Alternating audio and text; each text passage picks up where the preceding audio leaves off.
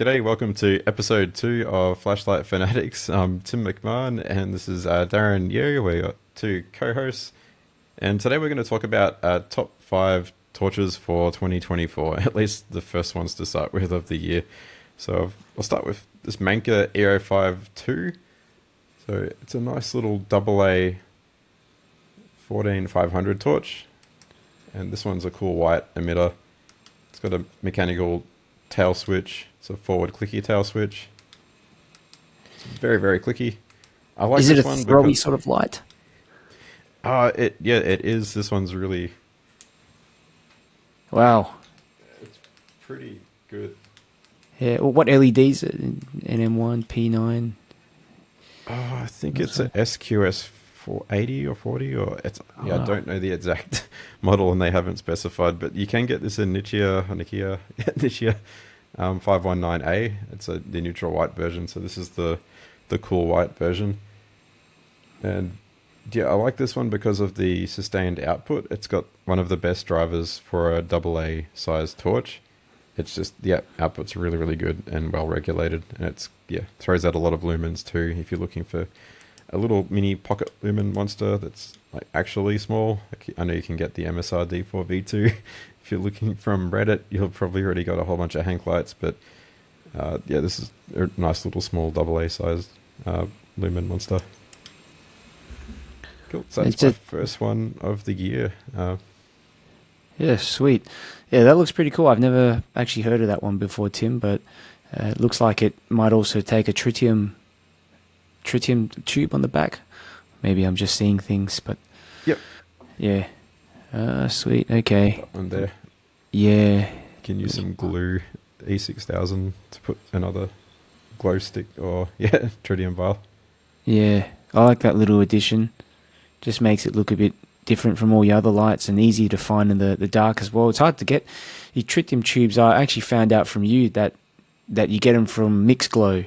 I think that's the website, Mixglow. And they're all genuine. Yep, they're quite expensive and hard to find. Yeah, I wonder if they've gone up in price since last time we bought a bunch of them, eh? I'd say so. Yeah, it's easy to find the glow sticks as opposed to the tritiums, and I think I'm always thinking at the back of my mind what happens if this explodes and not explode, but like if you crack the vial and the stuff leaks out. Oh yeah, it's not super hazardous, or you don't want to eat the stuff, but well, that's what they say. It's only if you ingest it or something like that. Yeah, but yeah, that freaks me out a little bit as well. And I was reading up about that. What's the word? Radiation. It's like a German word, Bell-and-Strong radiation or something like that. So apparently, it's. Right. But anyway, I don't think it's like a significant sort of hazard, unless you ingest it, unless you eat them. Yeah, it's probably not a massive concern. I know, like last year we went through our favorite lights, and Raylight Pineapple Mini still one that I really like, and that I put a green tritium vial in that, and I'll probably use that one when I go to China again in April and check out a bunch of factories. I'll take that one with me and EDC it around the country. Sweet.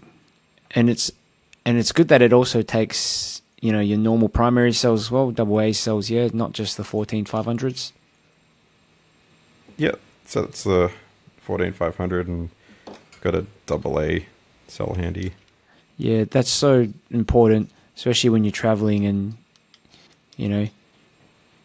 run out of juice in your normal cell. You can just chuck in any other cell in there. Yep, it's really good how you can. It's like the multi-chemistry driver is really handy. You don't have to be locked into just having one particular lithium-ion battery. Is it doing something where it's like a buck/boost driver where if you've got a battery that's lower voltage, it's able to boost it, and if it's if it detects a lithium cell, it does the opposite. I don't know. I wonder what it does. I'm not too sure. It's got a complicated circuit. There is a good thread on Budget Light Forum, and I think the Freeman might have. I think he did a bit of an analysis of the driver, like a breakdown of the components, to describe what each part does. but I can't remember off the top of my head. But yeah, if you check out the budget light forum thread on the Manker E05 II, you'll find a really good discussion there about the driver. Yeah. Oh, that's cool. That's and if it came in copper as well, I don't know if it has a copper version. That would still be fairly light, yeah, because it's a AA sort of one. I find the 18650 copper light's just too heavy to carry around, copper and brass. Oh, I think it's going to be pretty heavy relative to the aluminium, but you can get this in copper now and titanium. So I think Manker just released that about a month ago or a couple of weeks back. So back in January, they've got the stonewashed titanium and the copper, which is a nice shiny copper, but it'll probably develop a patina and become a bit brown over time. Yeah, that's cool, man. I might check out the copper version because I like the look of it, and it seems like it's got quite a throwy emitter in there as well. So yeah, it's a nice little one, man. I figured I'd bring this one out because it was one of the first torches I reviewed for 2024, and a mate asked me like what AA. It's like, Tim, I want a really powerful AA size torch. What can you recommend? And I thought about stuff like Olight i5R, i5T, and Acebeam Rider RX, and Acebeam Pokelit AA. Thought about all of those, and like just the sustained output wasn't as good, and this one came to mind as just being a little lumen monster. It's really bright and it's got really good sustained output. So the driver is just the best compared to a lot of those other drivers. Not to throw shade at Acebeam, but yeah, their quality is really good too. But I prefer the driver on this Manker E05 II. But price wise of the Manker, is it comparable to those other lights you mentioned, or is it more expensive? It's comparable. It might be a little bit cheaper. It's pretty much on the it's fairly comparable within, I think, $5 or $10 of, I think, like the Acebeam Pokelit AAs. Okay. So they're trying to keep prices down and mass produce, and sweet. Yeah, thanks for E05 Mark II. Thanks for sharing. So yeah, my number 5 is this light here. Just bring it up to the camera a bit closer. It's the RovyVon E8, and this is one that I reviewed probably, I don't know now, maybe 3 or 4 months ago. And you know, one thing I really like about this light, because we were sort of talking about primary cells as well, is that it allows you to open it up.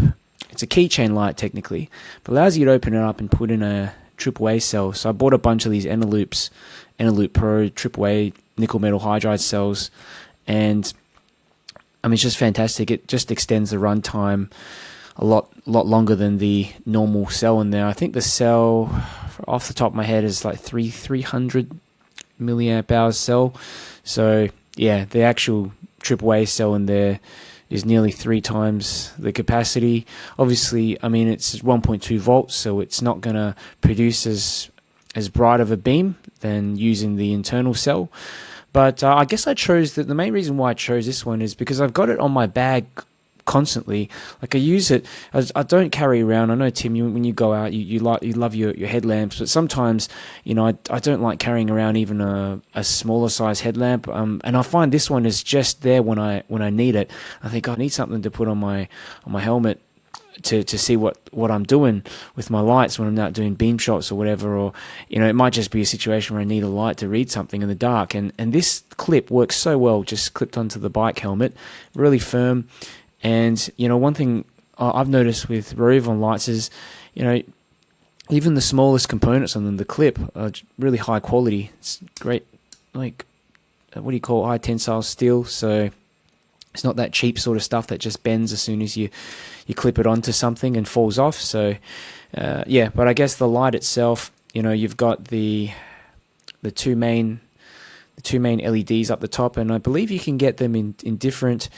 I think you get them in high CRI and low CRI. The low CRI version is brighter, of course. Okay, it's sort of it's really bright. Neutral white and cool white, and neutral white might be a high cry. Maybe, yeah. I'm not exactly sure what LEDs they are. They could be SST20s. I don't remember off the top of my head, but yeah, you've got a couple of these buttons here, and it takes a little bit of getting used to when you first get started with this light, because you press once. There's also like a locking feature. You press once and that just activates like the moonlight mode, and then you got to double press and then press again to cycle through them. But the cool thing is that there's these auxiliary lights as well. So you can see here, it's sort of, that's just a white light, that 5000K I think. Then you've got like a red light, different kind of modes that you can select in the red light. So if you want it to be like a flashy bike light or something, that's doable. There's also a 1, 2, 3 ultraviolet light as well, 360. What is it? 365 nanometer UV light, so it produces less visible, what is it, that kind of purplish bluish light. So yeah, it's much better. Things just fluoresce more vibrantly under this one. And I find a lot of, those cheapo sort of UV lights you get on eBay, Tim, the 395 nanometer ones are so annoying because they produce a lot of visible purplish light. But I guess I'm like a filter for them. Yeah, like a ZBW. I think it's a ZBW2 or ZWB2. Yeah, it's like a black filter that tries to block out most of the visible light. Is that what you can put them on 395 LEDs as well? Can you? Oh, on the 365 nanometer, I think like the Convoy. There's like a Convoy S8 UV model. Oh, the triple one. Yeah, that's like a really powerful triple. It's got a triple emitter. And it's really powerful, and you can't see the ultraviolet purplish light everything up. You just see everything sort of reflects back at you, and it's a bit more brighter. Or it seems to pop more and not have that ultraviolet purpley look. Yeah, I heard of that light. Someone commented on that light ages back. Does it have 3 smooth reflectors in there? Kind of thing, and it maybe a few different configurations. Someone was asking whether they could put 3 SFT40s in there, or like 3 thrower LEDs, and I just wasn't sure whether the driver would be able to supply enough power to all 3. But not too sure. Yeah, I think it's got a smooth reflector, like the Convoy S12 UV. I think it's a smooth reflector with 3 3 UV emitters. Yeah, I know you can get the MSR as well, D4V2s, or is it D4Ks, and try to get UV in those ones. Sweet. For just those really super powerful UV lights, which is a bit more than you need really for the. It's nice to have just an accessory at like this extra add-on side emitter. Unless you're looking for like special gems or rocks or something, and trying to find things at night that requires UV. Yeah. Well, those high-powered UV lights would be cool. I tell you that, because I've got the Sofa and SF16, and it just has one of those UV SST20 lights in there, and it really doesn't produce a whole lot of, like, I don't know, if you're in a real dark sort of area, it works quite well. I shone it inside a building, like a dark building, and it worked well. But like if you're using it on the street, because it just doesn't produce much, you've got to kind of be a little bit closer to the whatever you're illuminating. But I guess going back to the E8, I don't really have a whole lot else to say about this other than, it's just a great, convenient little light that you can use for different purposes. So just all the functionality of it just makes it very versatile, and the fact that it's easy to carry along with you. You've got a proper, extendable battery in there. It's going to be useful after this main battery dies, which you can't say that for a lot of keychain lights out there. So that's about it for my. It looks like the bigger brother. It's like the bigger brother of the RovyVon E8, which is currently my keychain EDC that I've got in my pocket whenever I'm out and about. That just has the built-in lithium pack, so you can't really replace the battery. So it's nice to have that replaceable NIM battery. And it's a nice one as well. The E8. It's still in my pocket. Sometimes I'll grab it, get a torch for review, and then spend a month playing with it, and then it becomes a shelf queen and sits on the shelf, but this one's still in my pocket. This is one of my second pick for the year so far, is the Acebeam M2. So it's just the dual emitter. They've got the triple here for a floody emitter, and they've got a really throwy LED. So it's not a LEP. the Acebeam M1, I think, has a LEP, and this one's just a fixed LED. So it's got a really bright spot emitter. So I'll give it a spin. So you can see here. So go between low, medium, high, turbo, and got the spot emitter.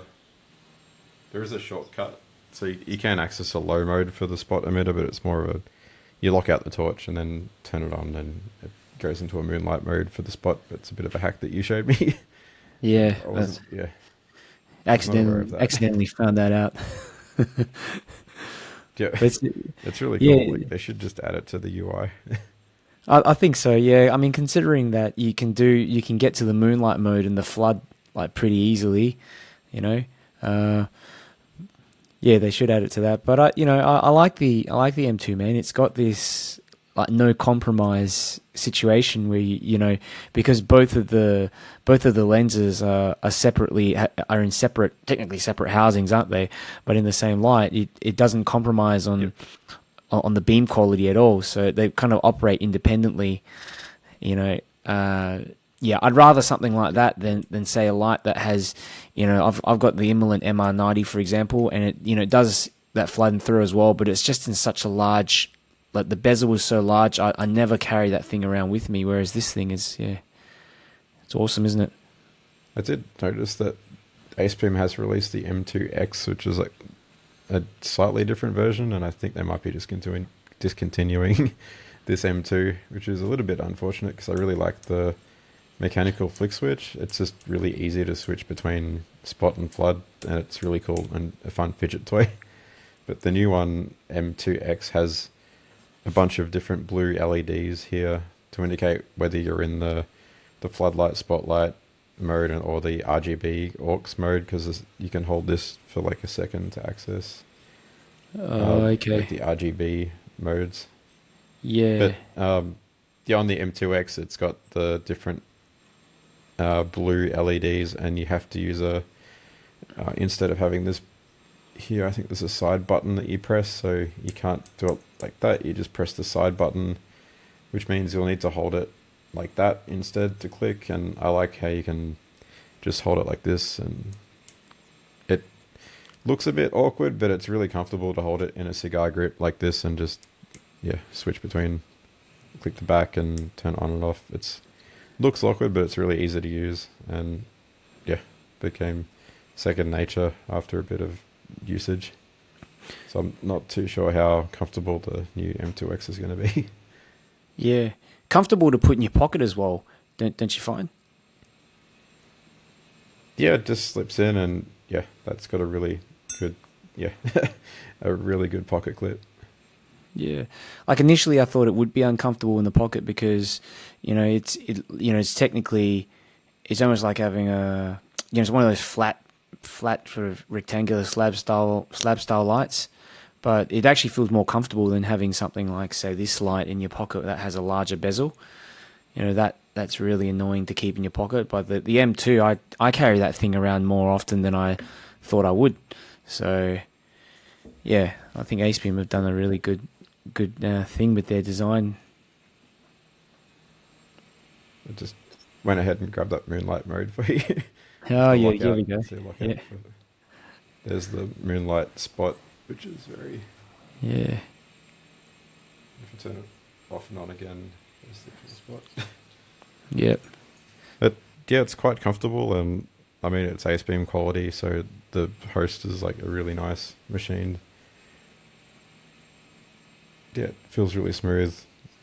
I've only dropped it a couple of times, haven't smashed it so far, which is nice. Well, I haven't tried to rip out the bezels, 'cause I think I'll end up scratching them if I try to use some snap ring pliers to open it up. I wanted to find out what emitters there are, but so I don't know exactly what the cool white emitters are in these ones. Yeah. Or what the main LED is.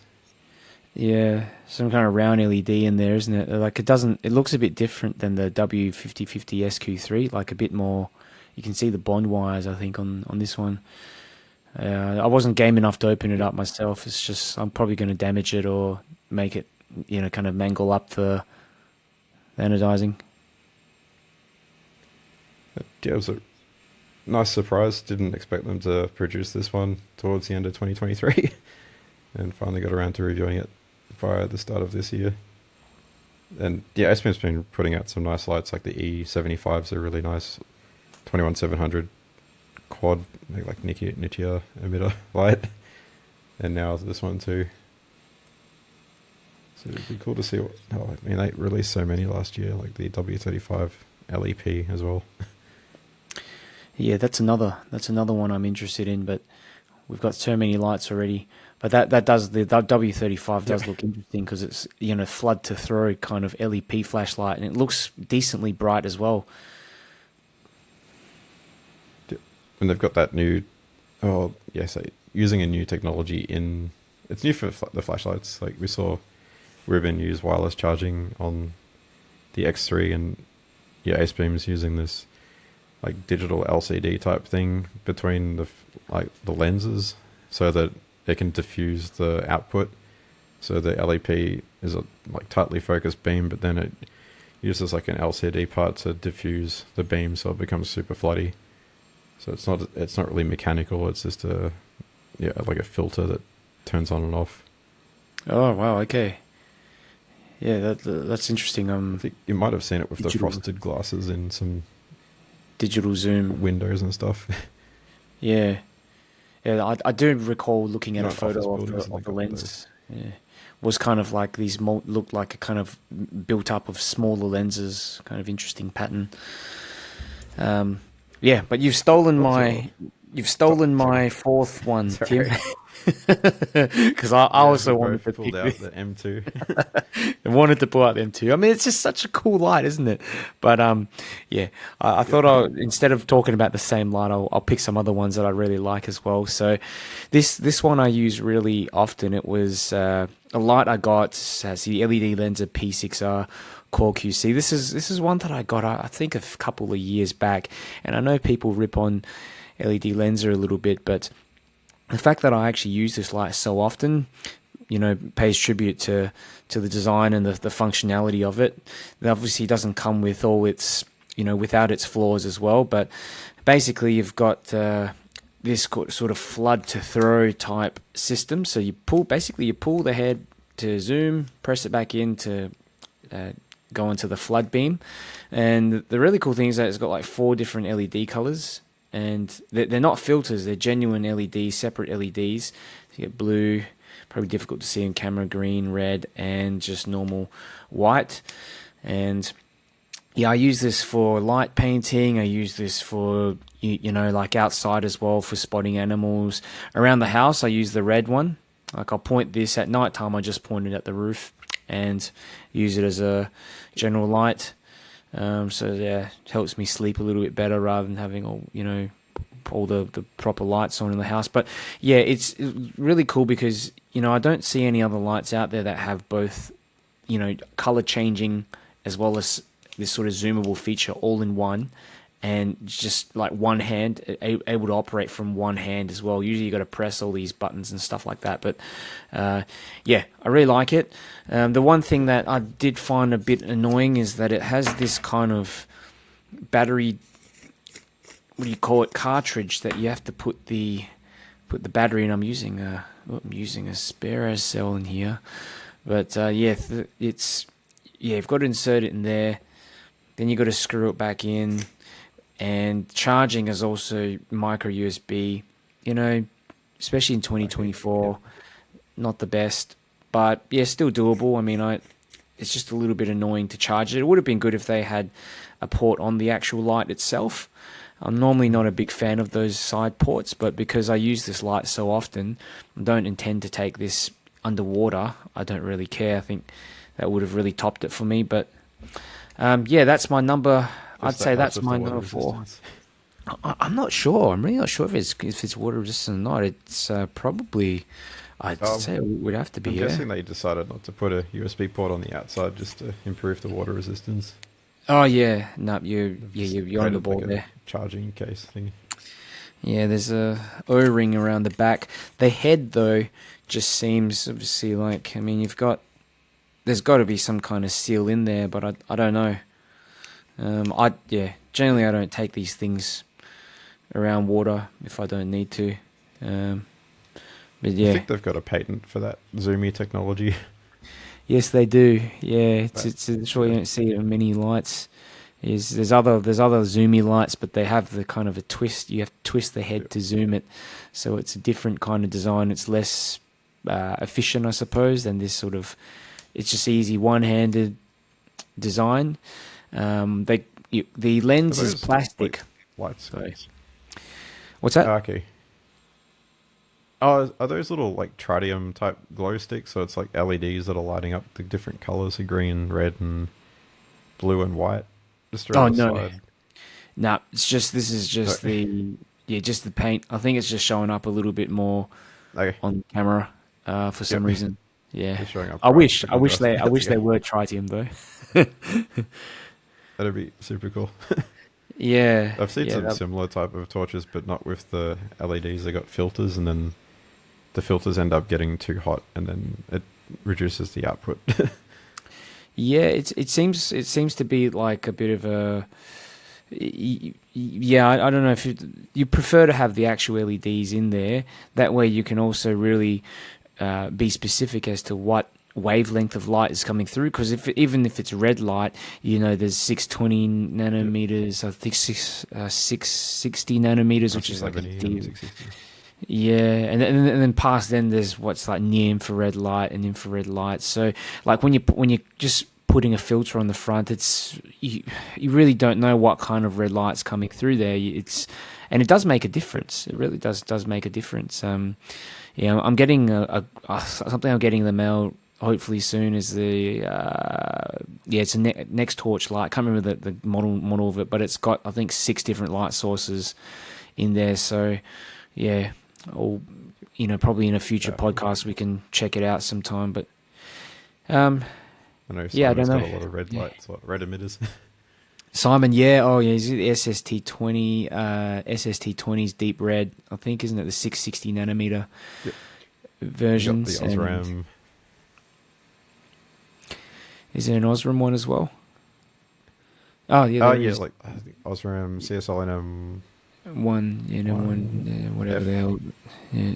1, 2, 3. I think probably it's probably F 1, 2, 3. It's like a KR CSL and 1.23. You actually remember it, man. Yeah, I'd try it. I'm probably confusing the colors, and there's it's hard to remember them. Yeah, they do use pretty confusing names on those. Yeah, CSL, CUL, and then that kind of differentiates between the 30-30 and 40-40 footprint. They say the 40-40 is better, right? Rectangles for but then people call them W1s and W2s as well. So. From MSR with Hank lights or W1, W2. I couldn't find the blue W2, I think. Hank somehow got the that deep blue Osram emitter in, I think, W2. And couldn't find that anywhere. I'm not sure how he got them, but I couldn't buy it anywhere else. Wow. So you managed to get one though. So I bought the D1 Mini with it. So I got that blue light that I've messed around with the not mosquitoes, but a bunch of bugs outside. Yeah, that thing is a beast. I remember you showed me that. Like, I don't even know what this one is. Maybe it's an SST20 or something, or older. Not sure. It's composed out of like 3, you can see 3 sort of connector bits. What do you call it? 3 parts of the LED on the inside. Kind of reminds me of those old, like those Cree LEDs. Yeah. But anyway, what's your third, if it's Tim? Like a separate one, yeah. Third one's pretty, not really just more of a lantern. Frame. Okay. So third one is the BLF LT1. It's just, a nice lantern. It's always good to have as a backup. And we've had storms. It's probably, it's the main theme of our previous episode 1 of power outages. But good to have this as a backup. So made a second it's appearance. Still my favorite, and yeah, I have to recommend it. It's got the tripod hole. Can switch between cool white. Oh, and, sweet! That's Tint it, shifting. I guess. Tint shifting. Is it Anduril? Yep. Is it using Anduril for this? Yeah. I'm not sure how you say it. Like being Australian, and yeah, I haven't watched enough videos of people pronouncing it in America. Like Yeah. Anduril. That's a Lord of the Rings reference, isn't it? Yeah, from Lord of the Rings. Yeah. Yep. There's also a weapon but yeah, system. it's running. Same name. Yep. Defense system. Yeah. This one's Anduril 1, I think. I think it's Anduril 1. You might be able to get version 2 on a more recent driver. But yeah, it's got 4 18650 cells. Yep. So you've got 4 18650s. Wow, that's going to last a ton of time. PLFL. That's so cool. And it's designed so by multiple people, like Lexel and DBSR. Wow. So designed by DBSR and Lexel. So on Budget Light Forum, Lexel was selling, he's gone AWOL, but yeah, it was selling a whole bunch of drivers, or making and designing drivers and selling them for upgrading different torches. I've actually got a Astrolux MF04S, which is the same as a Mateminco MT70 Plus. It's just this massive old school torch. It's a big thrower, because I guess the next one's a thrower, but the old school one's just this big thrower. And yeah, I put a Lexel driver in that one. I'll try and post a bit of a photo tutorial on how I went about doing that. I didn't want to take a video of it because it's hard to do, I guess, a repair or a modification while under pressure of having a video and trying to do all the different clips and put them together when you really just want to focus on making sure the torch is okay and you don't break it, because if I break the driver I can't get another one. And if I break the torch I can get another one, but it's only like what, $300. I don't want to make a 5 second, like make a mistake in a couple of seconds by rushing, and then but Lexel driver, and designed by DBSR and multiple people on Budget Light Forum.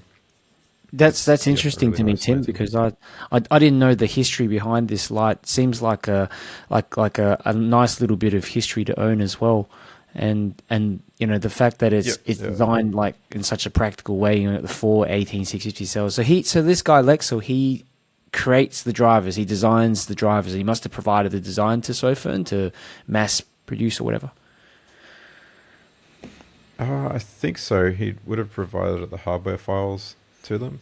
So a bunch of Gerber files, and you can, and now we can, it's like you can go and find open source hardware designs and submit them to places like JLC PCB or PCBWay and get them to produce them, and they'll just go and make them like this random board.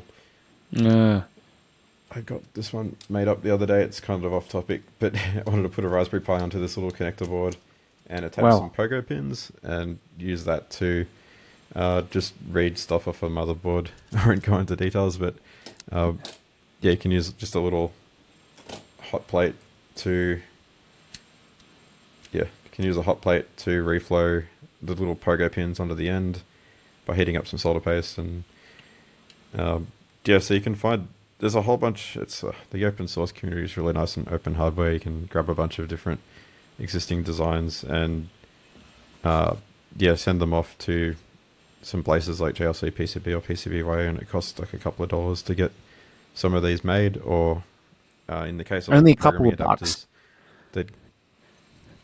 It was like I think it cost me about $5 to $7 roughly to produce. So if I get the little boards, it's only a couple of dollars. But if I get the boards with all the components on them, because you can get them to also plot the components on and solder them, that's where it starts costing a bit more. So I bought like 30 little programming adapters to connect to some of these, like Sofern lights. Like, so this is made by Sofern, designed by DVSR and Lexel, and yeah, I received the files from G-Chart or Gabriel, who does a lot of reviews for One Lumen, and he's written a lot on Budget Light Forum about AVR programming and different types of microcontrollers and how to go about updating them. So yeah, used those files and sent them to JLC PCB. They produced the board and put the components on, sent them back to me like in a box, and then I grabbed each one, put them on this little hot plate, and put 3 pogo pins on each one, and just completed it and put some heat shrink on the top of the adapter. So those pogo pins are quite difficult to put on. I don't know if you can get JLC PCB to put them on because it's just really finicky. But yeah, it's quite cheap, relatively speaking. Like $2 for the main boards, and then a couple extra dollars to get all the components put on. And then it took me quite a while to go and put the pogo pins on, probably like 5 or 10 minutes for each one to try and get it right, and then mess around with heat shrink and try to get those on properly too. Yeah, I still have that. I still have that connector. Diverging quite a lot. Yeah, I still have that connector you gave me. It'd be so good for the workhorse TS10. Yep. I'd have to figure out how to use it first, but yeah, this is sort of highly technical sort of stuff you're talking about with basically coming up with your own little chip designs. But yeah, it's good. It's really interesting to hear how programming. What's that? Oh, we should do an episode in the future on programming adapters and how to go about updating different torches, I guess, like the workhorse and maybe some like basic video, like basic chat about it, because for newbies or even myself, like I wouldn't have a clue where to start with how to use it. So we've got to make it interesting somehow for people. Yep. Use your mobile phone instead of like pulling out a laptop and stuff. Just keep it simple. Yeah, maybe. Yeah. So I thought I'd talk about the third. Yeah, the third light. My third most favorite light, I guess, these days. That I use most often, Convoy S8. And this one goes with me almost everywhere. And surprisingly, I thought that I prefer to carry around something like the Phoenix PD35R. Okay, it's got its own charging port. Obviously, the quality is a step up. It's brighter, with the SFT40 in there. But the Convoy is just lighter. It's a little bit smaller. And just so easy to carry around. I like how that comes with different, they're so cheap that you can buy a whole bunch of them and just swap the heads around. And for example, if you want an SFT40 or if you want an NM1 or if you want a certain color, you can just swap out the head very, very quickly. And I just like that, that kind of ease of customization and the performance as well. I got this one comes with this CSL PM1 F1 emitter.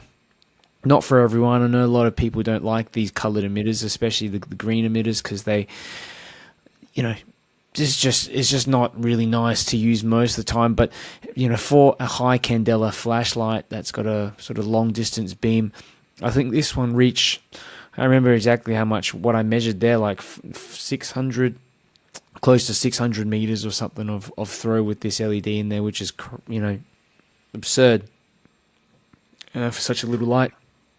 So, yeah, this one goes with me quite often. Yeah. And you're probably looking at green stuff anyway. Like, if you're pointing at trees far away in a park, it's going to be green. Yeah, exactly. So that's how I justify it anyway. But using it indoors at night, if you're using it as it's not going to be the nicest sort of light. But like visibility wise, without if we don't take into account obviously the nice sort of white beam that you normally get, this just maximizes on throw. So yeah, it's potentially a good self-defense flashlight as well. I don't know what else to really say about it, but yeah, I carry this around. It's just good fun. Pull out of my pocket, light up a building really, really far away. It's just, I just have this obsession with throwers. Yep. I don't know why, That's but I just do. 18650 battery, unprotected. Yeah, 18650.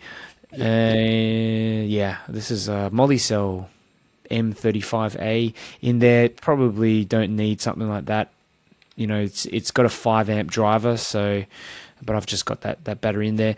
Some people also like to modify the switches. It's got a reverse switch, reverse clicky, but if you have a forward switch, then you can get a momentary mode. I haven't bothered. I just set the UI to start at 100% all the time and turn off the memory mode, so that just starts always in 100%. And yeah, apart from that, I was thinking, Tim, because this has got the 5 amp driver, I was hoping one day I can put in the 8 amp driver. It's a 17-inch driver, I believe, in there. So, if I can get an 8 amp driver, I mean, that would be pretty sweet. I don't know if it would be, it would burn out the LED or something like that over time. What do you reckon?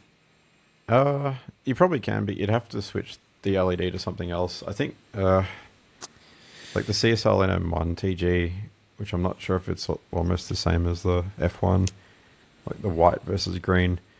I think the sweet spot is about 5 amps, and once it hits like 6 amps, it starts deteriorating, or not deteriorate, but the output reduces and it becomes more heat than output. So the light output this is the PM1 version though. Is that the same? Sorry. I wonder if that will be okay. That it probably can handle a bit more. I'm not sure exactly what the current's going to be though.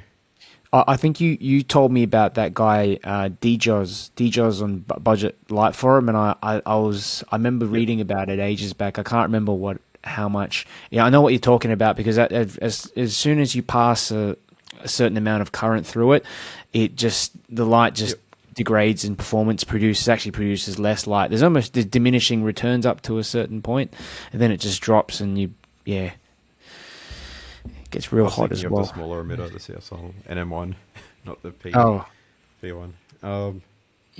Which is a lower current, I think. To have to look up the spec, the data sheet, and if you look up DJoz's tests, he might have tested this one, and I think he likes to push the emitters at different currents to see what the output's like and what the temperature is like, so you can see as it's being pushed how many lumens it can reach or what the relative output is. And it's good to know exactly at what point the emitter starts to not perform as well and burn out at some point. That way you can try and get a more powerful driver from Simon and go with that one. But you need to figure out what is the maximum current that you can use before it starts damaging the LED. Yeah, that's a really good point. I mean, if you're running an LED beyond the NM1 emitters, I read somewhere that they run best at 3 amps, and on the spec sheet, that's supposedly the highest that you should run them at. But if people run them at 5, and it does reduce the lifespan, but on a practical outlook, probably not going to make a big difference for most people. Like if it reduces the overall, LED lifespan by 5,000 hours, but it's, you've got, 30,000 hours of use anyway, it's virtually doesn't really matter, especially because they're so cheap to buy, the emitters. You can just go and pop a new one in there for like a few dollars. So yeah, I'd rather have the extra performance. Enjoy those. What's that? Yeah, you might as well enjoy them and push them hard, and not to the point of burning, but probably a nice segue to the next favorite torch, which is more of a thrower. And I did a review, and then I stopped the review because I thought it was defective, and didn't really want to ask Mateminco for a replacement because these are quite expensive. So Mateminco FW1 LEP. So it's got a mirror style LEP. So inside there's a blue laser that points at a yellow phosphor layer. So it's pointing down and then it reflects back out through a lens. And I think the manufacturer of the LEP modules is saying that these mirror style modules are a bit safer than the shine through. So you can get a shine through one where the laser points towards a yellow phosphor, the blue laser, and then it goes out as a white beam. So if you crack the phosphor or the lens, the laser might go straight through the shine through style, which is not as safe as the mirror style. But anyway, that's digressing. So this is a FW1 LEP. It's a really powerful, intense one. It's got a couple of million candela. Jeez. The reason I thought it was defective is because it lasts like 15 minutes, and that's not that long. On a 21700 cell. Yep. So it takes a 21700 cell, but you can get a 26800 extension tube. Oh wow! Okay. 26800. And it takes a 26650. Okay. I just put a molly cell with a 26650 adapter in, but you can fit an adapter tube to get 26800. Which Okay. I initially did, so then I felt a bit sheepish because I thought that I might have broken the torch. Yeah. Why does it run only for 15 when I minutes? attached Is it because there's like it draws a lot of power to the laser module? Is that?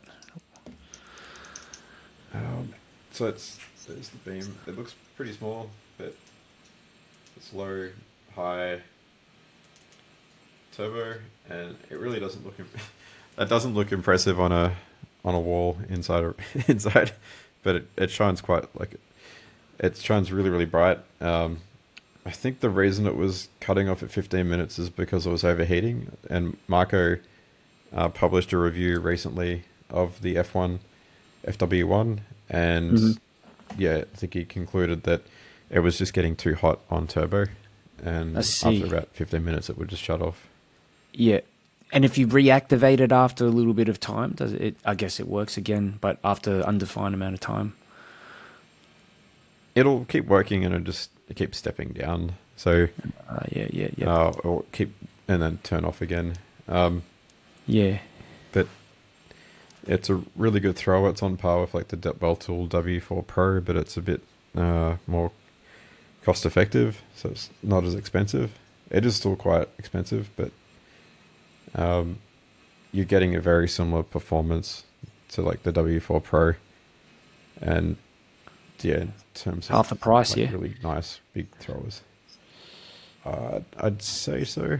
I think they're still looking at hundreds of dollars, but yep. I always look at budget lights and my budget light for them. Yeah, I've always like trying to budget with my light collection when I'm buying stuff, but I still end up spending a couple $100 on torches, and it was nice of Mateminco to give me this one while I was visiting. They sent it after I got home and reviewed it, and then I decided I won't publish it because I might have damaged it while I was testing it. And so when I put the 26800 adapter, so I put a little bit. There's a little retaining ring around the outside, and that was a little bit loose, and I wasn't sure if I might have put too much pressure on this middle brass. There's a little brass pill for the battery to touch on, and the 26800 was putting a lot of pressure on that when I tied it down, or tightened the end down with the extension tube. So that made me worry about whether I'd cracked the driver or dislodged it somehow. And I found that the retaining ring was a little bit loose after that, so I had to tighten the retaining ring because this kept on randomly not turning on properly, and I found that I needed to just tighten the retaining ring with some tweezers and twist it. There's also that little inductor. I've put a bit of polyamide tape, which I'm holding. It's like Captain tape.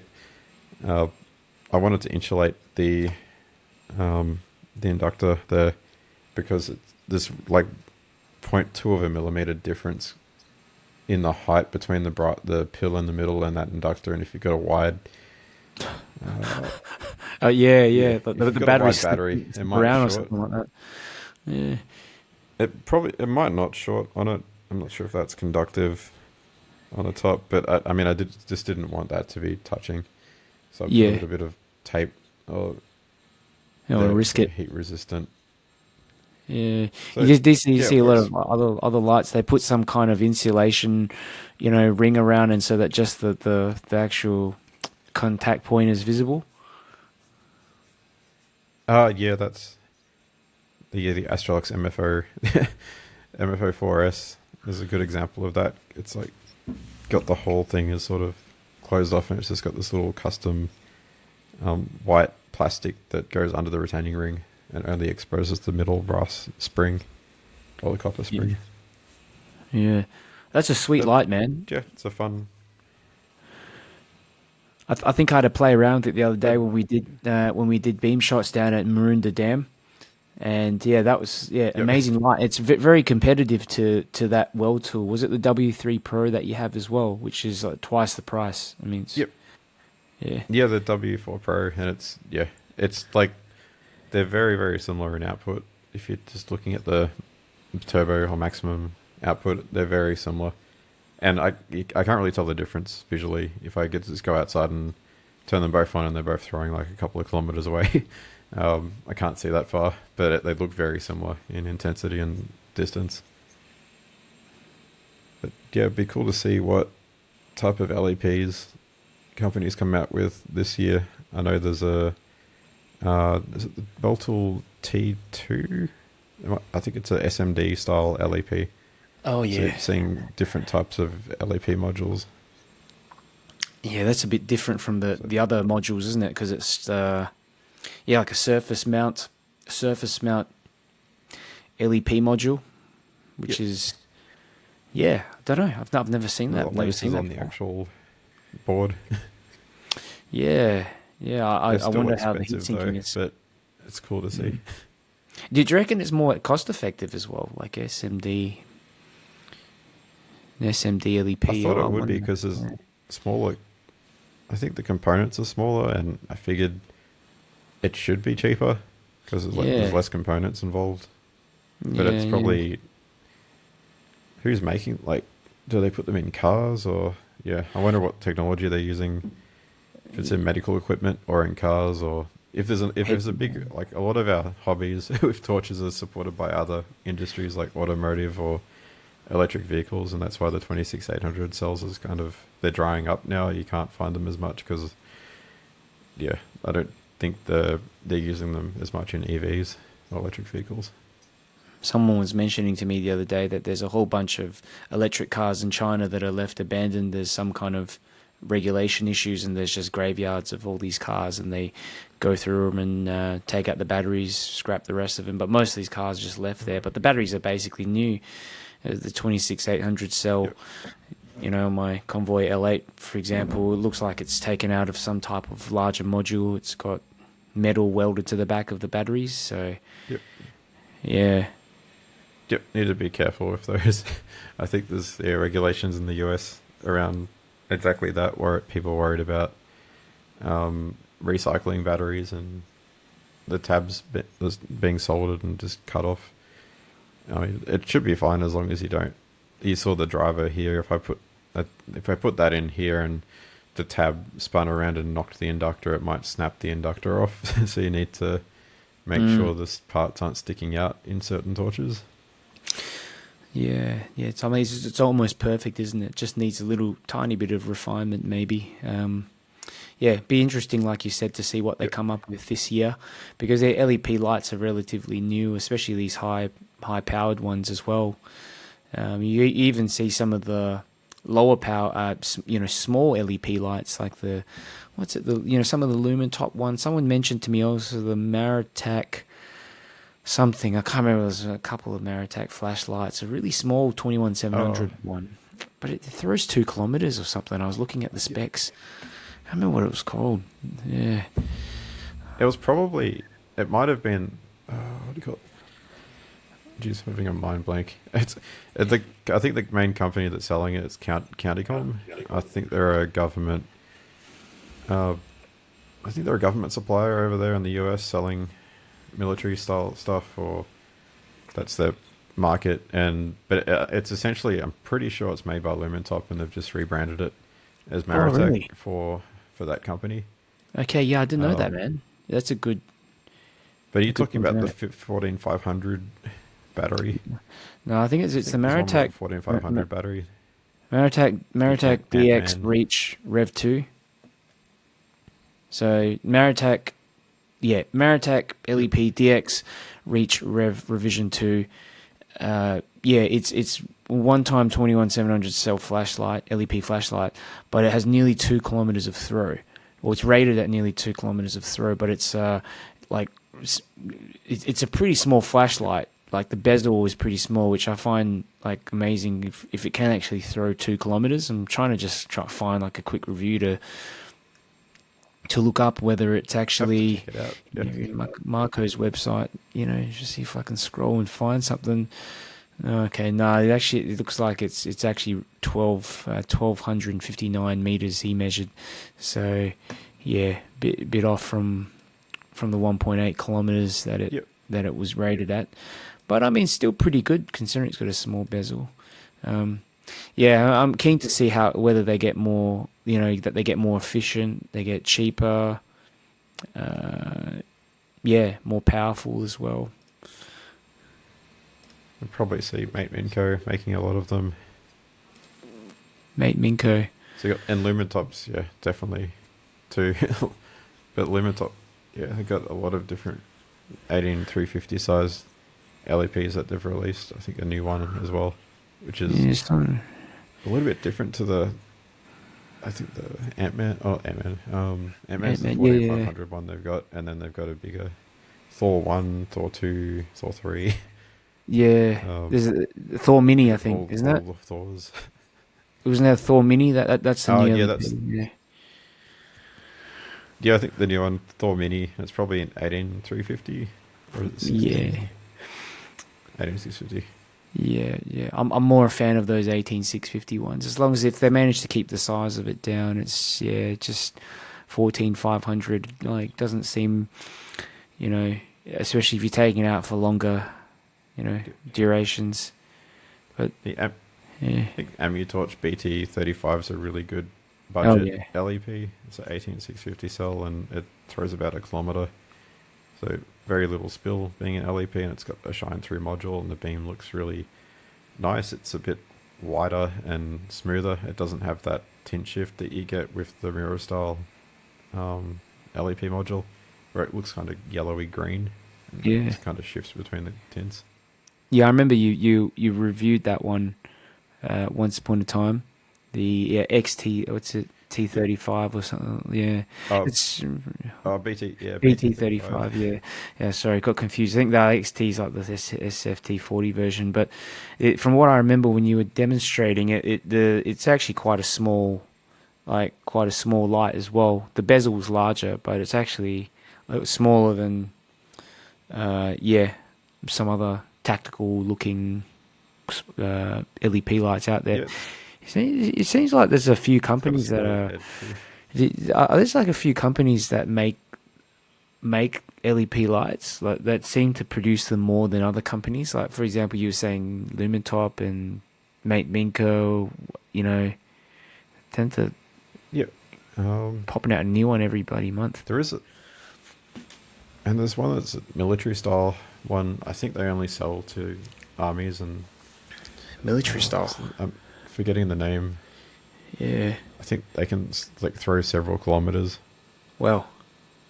Like the Acebeam W50 is like one of the, I guess, best throwing LEPs at the moment that in the Yeah. flashlight community. But I think there's another company that makes LEP torches that throw a lot further. Really. But you probably can't buy them as general consumers.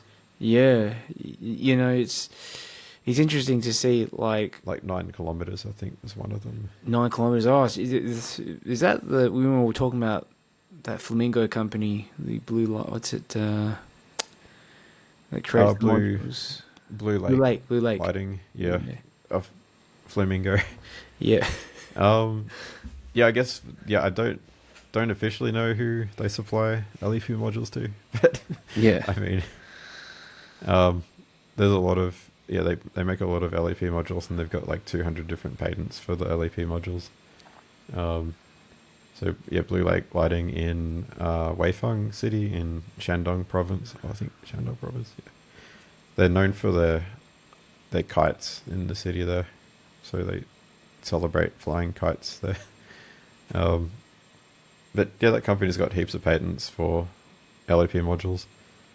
So I'd assume that they would be one of the main suppliers within China for different flashlight companies. Yeah, I mean, assuming, like you said, if they've got the patent for it, it must be coming from there. But yeah, it'd be cool because you might potentially get a chance to visit them, and so I'd really be keen to hear what you thought of the factory. Maybe they'll teach you a few things on how they're produced, and I mean, it just seems like cutting edge technology. It's such precision, the crystals that they use. Yeah, I believe it's certain type Hoping to see them next synthetic month. crystals, isn't it? I'll need to read up before I go, so I can. Yeah, you sent me. I remember you posted some video on like blue LEDs. I was having a read up about them, how the invention of blue LEDs, and something to do with the gallium arsenide crystals that they synthesize. Yeah, it took a while. Yeah, a lot of research goes into it, and that's why they end up getting the patents to try and protect it. But yeah, it would be cool I'll try and check them out. I've been talking with Ted, and he's happy for me to come along and do a bit of a tour there and make a video. So I'll try and do it justice and try and make a good video of the factory. Yeah. See what they make. That'll be awesome, dude. Like I'll be the first person to watch that. So I mean, the next one here, we're seeing as well on the topic of LEPs. This is the NEXTORCH T20L. So this is the second one, I guess, or top two coming up now. So yeah, really love this one because it's the most powerful LEP flashlight that I have. I think it produces 900 lumens. And for most LEP flashlights, they produce around, correct me if I'm wrong, 400 to 500 lumens of output. So single lens LEPs anyway, but this one produces 900 lumens. So, I mean, if you compare it to any other LEP flashlight out there besides the Acebeam W50 and maybe, I'm not sure that the W35, the W35 as well, this is pretty much, along with those two, highest output LEP flashlights. So it probably due to the laser module in there, maybe they're using a different, I don't know, like a larger phosphor surface as well that converts the laser more efficiently. I'm actually not sure because I haven't measured how much, what the draw is as well on the cell. So maybe it's drawing more power into the LEP module if it's a more powerful LEP module. So yeah, it's I think rated at around about 2 point something kilometers. I measured it at maybe about 2.5 kilometers, which is obviously it's not as throwy as your Mateminco FW1. But the cool thing is that it produces a really large hotspot compared to a lot of LEP flashlights out there. So yeah, one of my favorites. It's got this sort of tactical style design as well. You half press the button on the back for tactical momentary mode. The quality of it is absolutely fantastic. I think, Tim, you've used this one. You've used it as well the other day when we went out doing beam shots. Just at Marina Dam. Yeah, there's also this sort of attachment here at the back. Tactical. Yeah, you can put on a switch, a remote switch, if you want to put it onto a rifle, for example. This also acts as a charging port. I'd just take the battery out and charge it separately. I don't like these little non-proprietary non-standard. Yeah, but you know what? For a light like this, I tend to just charge the cell outside the light anyway. But yeah, it's got to be one of my favorites. Obviously, it's not something I carry around all the time. Hope one day we get to the point where we can have a small LEP flashlight that just easily throws 3 kilometers or so. But for now, this is pretty much what we're dealing with. And yeah, I guess like you, it's just a fun little, I wouldn't say little, but it's a fun toy. And yeah, for maximum kind of, you bring it out to those beam shot places where we do beam shots, and it's just that wow factor, you know. I'm a bit of a throw nut, so yeah, that's the topic of like measuring current and stuff. Yep. Here we go. Like this is a like Unity UT210E, just a clamp meter, and that's how I'd measure the current. So I'd set it to something like 20, change it to DC mode, and use some really thick wire. Just bought the wire at a auto, like super cheap auto, and put some solder on the end with some heat shrink. Yep. But yeah, can you show us how it works and on the light? I don't know if it will take. Not sure if it will take too long. If I take the tail cap off the torch, so you just use some like AWG wire, so it's quite thick. It can handle a high current. But these drivers on the LEP modules probably aren't. They're not using a lot of current, so this is a side switch, so I should be able to. This looks going to be a bit dangle. Okay, so I'm dangling this. I'll try and. What's it measuring? Is it measuring like that where you put it through that loop? It's measuring some kind of the current flow in the actual wire. Yeah, so it's measuring. If I take this wire and put the one end on the back of the cell, on the negative side of the cell, and another part on the outer part of the tube. Yep. That sort of completes the circuit for this mechanical. Well, it's not a tail switch; it's just a tail cap. Yeah. So I'll double click the torch to turn it on to high, and it's. Is that on high? Yep. No pressure. There we go. 4.5. Yeah, it's about. Oops. So that's.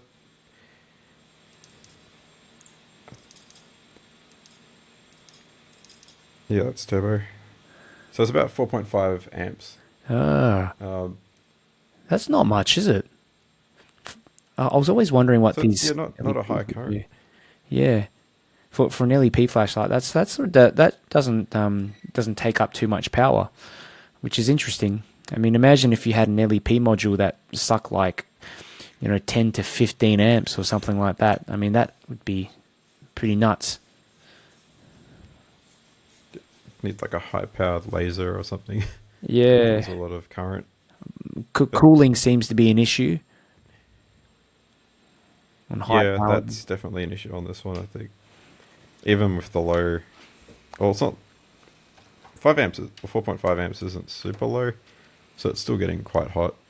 Hot enough for the thermal regulation to kick in and turn it off after like 15 minutes. Yep. Just not. Yeah, that's a fair amount of time to play with this. Yeah.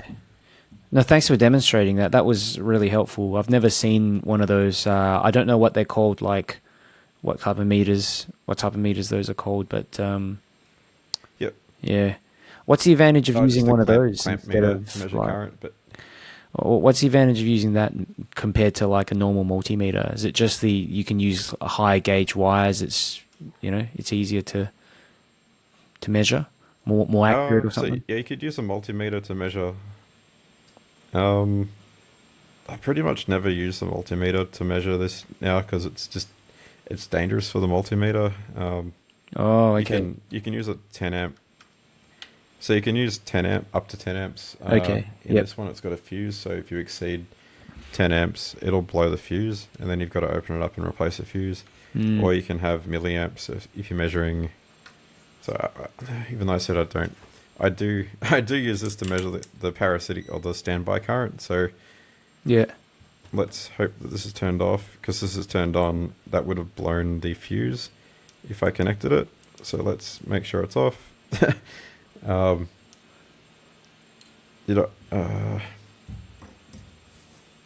so yeah, that's off. Good. So with this torch, I run the risk of blowing the fuse if I want to measure the standby current. So the same thing, I just grab the probes. Let's check this here. It's turned off. I just want to measure it. So, okay, so it's settled on, put it the right way around. 19 micro. 18.9 microamps. 18.8 microamps is the standby current. It kind of it goes up initially because it's turning. It's got the LED lights that are sort of flicking on at the start when it turns on. Yeah, when it gets power connected. And Tim, this is quite a low standby. Tim, this is for like side switch lights. This issue occurs, this parasitic drain. Is that right? Or tail switch lights? Oh, it can do, yeah. Or auxiliary LEDs as well. So if you've got the aux lights that are turned on permanently on certain lights, like older versions of the Workhorse TS10. Yep. They had a standby current issue where it was pulling like 8 or a couple of milliamps, and that'll take, I think, 4 days to drain the battery, which is not great. No, that sucks. That's like, you'd have to undo the tail cap. I guess you'd have to do the calculations and see, how many microamps over how many days. I mean, this seems pretty low for this light, so I don't know. It would take, like 6 months or something for it to drain, maybe. I think you can turn off. Sorry, with the earlier versions of the Workhorse TS10, you can, I think, go between off, low, and high aux lights. But the high one, I think, was something like 8 milliamps or 7 milliamps, and that can drain the battery pretty quickly. But this is the 18 microamps is with the side switch off. It's just good to know whether or not the driver has any standby current, because if it's got a standby current, it might drain your battery really quickly, and if it's not a protected battery, it'll kill the battery. Like, this is an unprotected cell, so if it goes below 2.5 volts, you probably don't want to start charging it, because the chemicals can go past a certain point when they've reacted, and they won't really charge properly again. It'll just, the internal resistance will be high, and you'll end up heating up the battery more. And I haven't heard of anyone causing them to explode, but it might not be as efficient. Once you've drained it down to like 0 volts or 1 volt or 2 volts, it might damage the cell and not charge up properly in the future. I guess it's always a good idea to buy a light that has low voltage protection on it. And I mean, for average consumers, they're just looking at the description to see whether it actually has LVP. But sometimes they do. Most of the time they do. Sometimes they don't. So it's good to have like people like you out there that are actually looking into it that far, because I've seen you do low voltage tests on low voltage protection tests on some lights using I can't remember what machine you're using, but you're actually like altering to like the voltage to see what point that it cuts off, which is that's really helpful, because like you said, I mean, I've got like a bench power supply here. You just plug that into the driver instead of batteries. So I just plug that in and turn the voltage down to see, will it turn off, or will the light just remain on? And it should turn off around between 2.5 volts and like 2.9 volts is a good spot. So hopefully it turns off at like 2.7 or 2.8 volts. If it goes below 2.5 volts, then I'll consider that it wouldn't really have low voltage protection for a lithium ion battery. With a 3.7 normal voltage. And like going back to the point you were mentioning before, Tim, about lithium ion battery safety, that's something you taught me a little bit about that actually when I first started getting back into lights again. You really want to make sure that you're looking after your batteries and not overly discharging them, or even worse, overcharging them to a point where they're going to blow up. But I've seen some photos of people who've had their had that happen, and it doesn't look pretty. It scares the crap out of me. I think the best advice in that situation, I think some of the advice from like fire authorities is just to leave. If you have a lithium ion fire, just get out of the building and don't expose yourself to the fumes. It's just not worth it because the fumes can, if they get into your lungs or on your skin, even if it's on your skin, it can penetrate through your skin and cause long-lasting health effects and really screw you up. Oh shit! If you've got a battery that's exploded and it's going off, just get the family out and get everyone out of the room and let the fire authorities deal with it, which could mean you might lose your house or apartment or building or whatever you're in. But I mean, it's better to lose your house than that instead of like have long lasting health effects that could significantly reduce your life, or make it worse. The quality of life could be a lot worse if you're always sick. Would you recommend? But yeah, not to be all doom and gloom. Just if you ever find yourself in that situation where it's a lithium-ion battery, it's exploded and it's smoking, and just get out. Don't be a hero and pick it up and take it out because you'll probably expose yourself to the fumes and get impacted by the fumes. Would you recommend any ways to store the batteries to avoid that from happening? I mean, I actually store a lot of the batteries in the light itself, and where I remember to, I undo the tail cap. But you know, is it safer to store the batteries outside the light? You know, if you're using it only sometimes, what should you store them in as well? Like in a non-conductive case and not on a metal surface, ideally. Although people would say use a fire retardant type area so that, if it does catch on fire, it limits the exposure. So there are a bunch of cases, and if you're a hardcore enthusiast, you could potentially look at getting a big safe type thing. There are dedicated type of safes that they'd cost like $1,000, where it's designed specifically for lithium batteries and different types of chemicals, so that it can explode in a safe manner without damaging anything around it. You could invest in one of those if you really wanted to, but I find just using a cool location, so somewhere that's like in my basement, it's like 20 degrees roughly.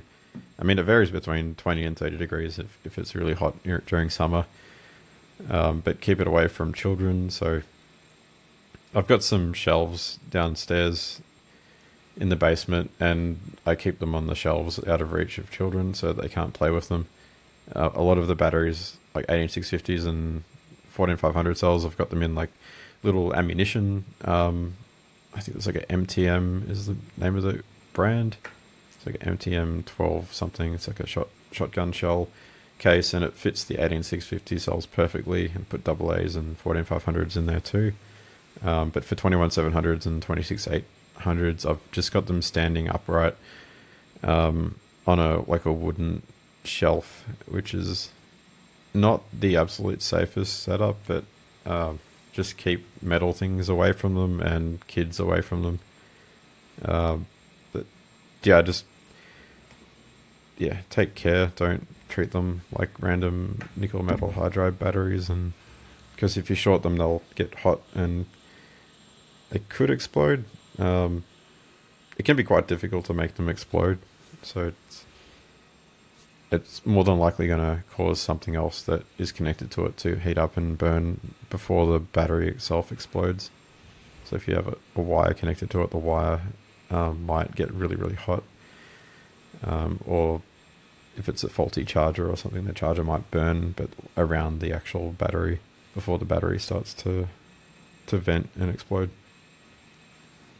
Sweet. No, thanks for that.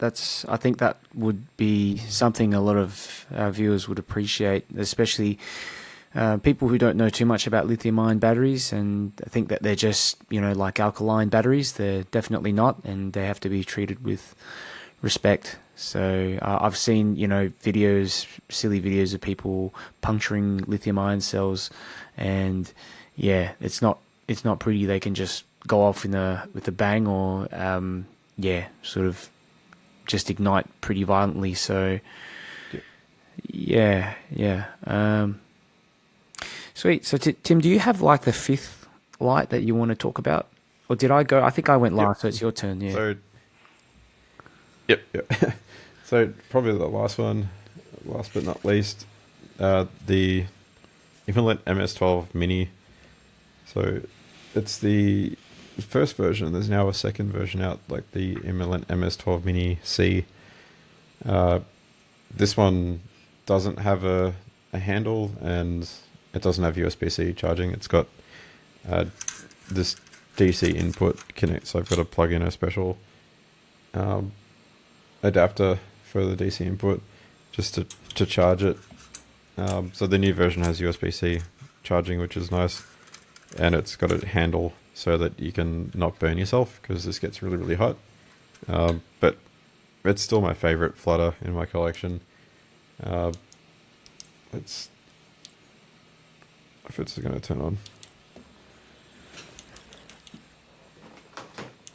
There we go. So 5 clicks to lock out. I think 3 clicks for low. But yeah, you can go to a really bright turbo. It's about 65,000 lumens. Might try and do it on the wall and not blind myself. So you can hear that's quite noisy and quite bright.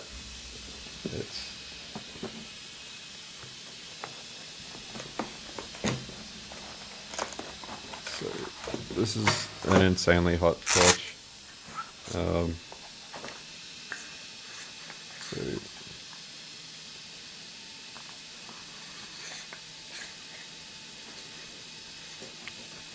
Oh, it's getting up to 50 degrees C. You can hear the fan. It's getting really hot. Is it hotter on the top of the bezel? So that's 50.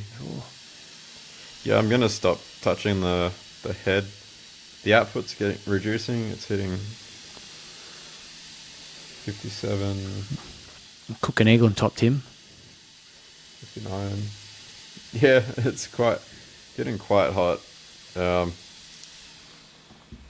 But the button itself is quite hot. It's like 54. I've just turned it off. So that is quite hot. I think at like 60, 59. I will not touch that. Because that will burn me if I touch it. That's why the handle's really handy on the new version. You can hold it for longer and let it... Yeah. So it's a really nice... It's like, I think XHP 70.2 emitters. Really, really floody. It just produces a big wall of light, and it's super floody. Yeah, the IMALENT torches are insanely bright. Not many people come close to it. I thought since you have your MS12 out, I'll pull out the MI90 so people can maybe compare what they both look like underneath underneath the bezel. But I think the MS12, you basically have tons of these XHP 70.2s. The MI90 I have, both of them actually look kind of similar when you hold them side by side. It's just that this one has a kind of a throwy sort of beam on it. A couple of fans as well.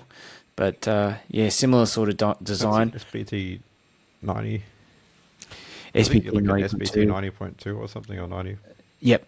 I only just realised the MR90 might be called 90 because of the SBT 90.2.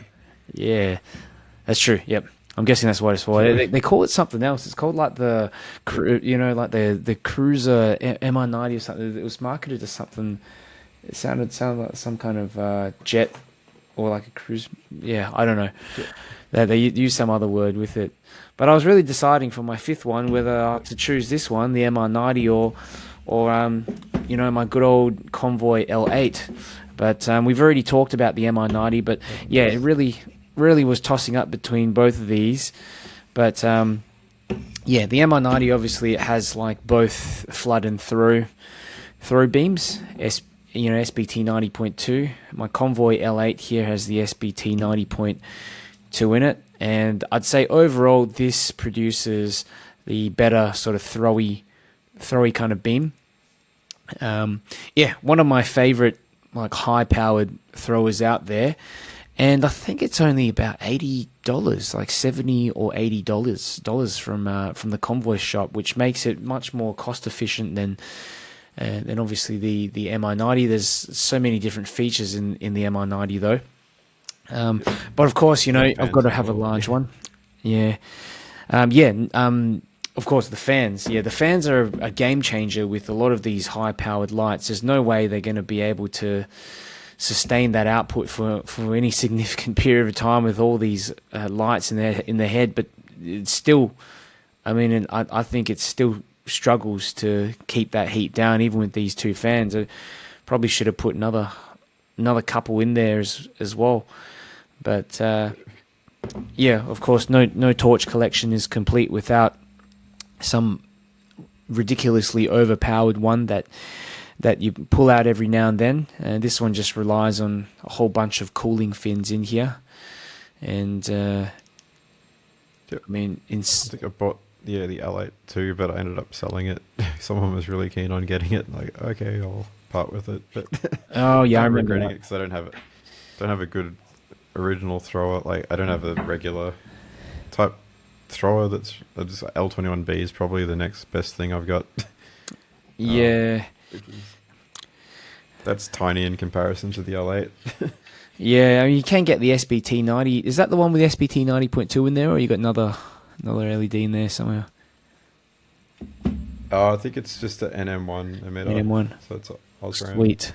Osram NM1. I need to swap the driver on this one at some point. Yeah. What have you got there? Driver. I think it's good. I think it's 6.5 amps, and it needs to be a bit lower, like 5 amps. Hmm. Yeah, that's going to look like a lightsaber. A bit more. Yep. You probably would want, the L2MB is like really nice size, and L8's just a fun, massive thrower. And then you've got even more ridiculous throwers like the old school, the BLF GTs and all those. I haven't really played with them that much. Yep. Don't you have one gigantic one with the big reflector that you were showing me the other day? I think you might have put in. I've just they put the new Lexel driver in it, but yeah. I'll leave it away for now. Yeah. It's all packaged up and ready to be picked up, and it's all nice and ready to go. Yeah, I won't play with it anymore, but Sweet. It works really well. Awesome. Those are favorite torches for 2024 so far. Be cool to see what companies come out with. I really don't know what they're going to come out with because they like to keep their cards close to themselves and not say. And my top 5 or top 10 of any category tends to switch around a little bit as well. Obviously, when they come up with a new version or something exciting, you can't help but shift a few around. So yeah, like you said, Tim, it'll be really cool to see what happens this year and whether they can top our expectations on what we already have. I'm sure they will. But let's see how we go. We can always modify torches and see what you put better drivers in and change the emitters. Yeah, that will be something cool. Like you want them, you can just go and change them yourself. That'll be something cool we can talk about in our next podcast as well. Tim, just maybe, why would you modify a flashlight and how you do it? Like some real basic tips for you guys, just to get started modifying some of your lights. It might be an upgrade. It might be fixing something that's burnt out I guess if anyone who's watching along, if you have questions for us about the lights that we've shown today or want some recommendations on what favorite flashlights we choose for other categories, let us know in the comments. If you have suggestions as well, just leave it down in the comments. Anything we've missed. I'm probably sure we've missed some things here or there. It's been quite a long little chat actually, but I didn't think we could talk nearly 2 hours about 5 flashlights, but yeah. We've broken a record. Yep. Yep. Oh, it's been nice. Keep safe, everyone. We'll catch you at the next episode. Okay. See you guys.